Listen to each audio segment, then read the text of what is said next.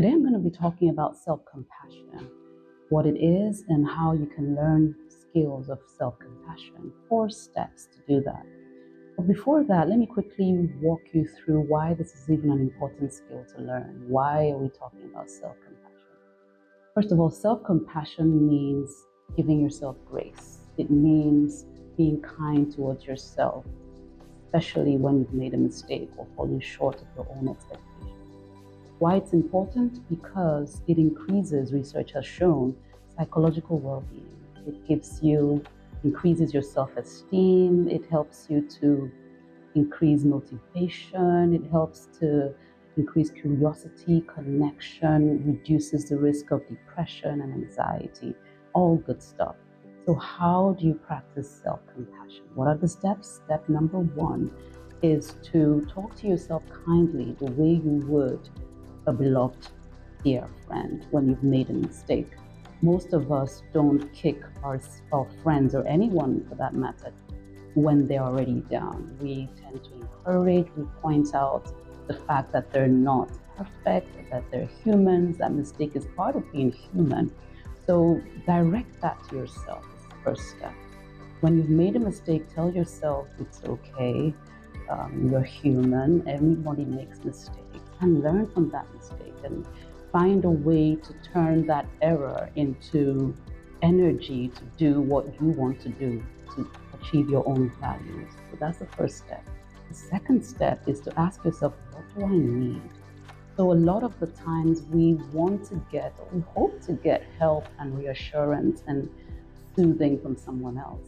So the second step is really going to put you back in power, in the reins, give you back the reins and help you to be able to give yourself what you need if perchance you don't have someone who can do that for you. So the second step is to ask yourself, what do I need? What do I need to feel? Using my 5 senses. So your sense of sight, what do I need to watch? Maybe a comedy. What do I need to see? Maybe a picture of a loved one, maybe nature. The point is anything that makes you feel better. Using that sense of sight is what I mean. Sense of hearing. What can I hear that will encourage and motivate and kind of reassure me?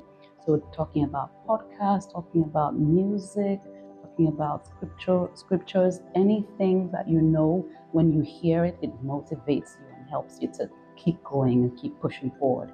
What can I taste that'll make me feel better? So talking about food, maybe ice cream, maybe a snack. Important thing, especially as it concerns food, is not to overdo it. So it doesn't become the only way or coping strategy you have to deal with stress, so that you don't make it an eating disorder.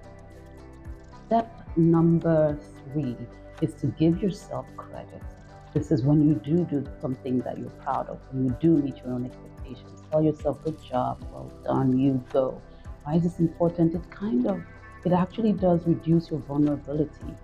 Backing up positive emotions, it reduces your vulnerability to negative ones. So it's like you're storing in a bank positive emotions just by telling yourself, good job and well done. It also neutralizes the voice of the self-critic that we all have within us.